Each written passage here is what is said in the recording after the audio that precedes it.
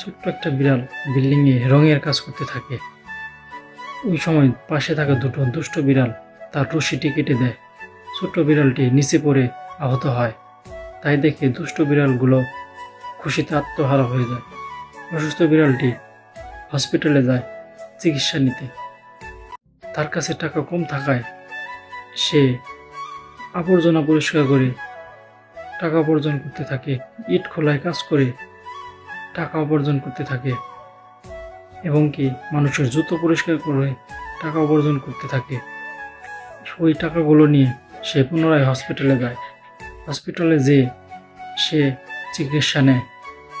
চিকিৎসা নিয়ে সুস্থ হয়ে সে পুলিশের কাছে যায়।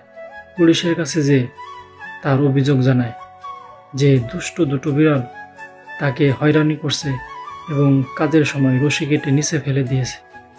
পুলিশ তখন সেই দুষ্ট বিড়ালকে আটক করে জেলে ভরে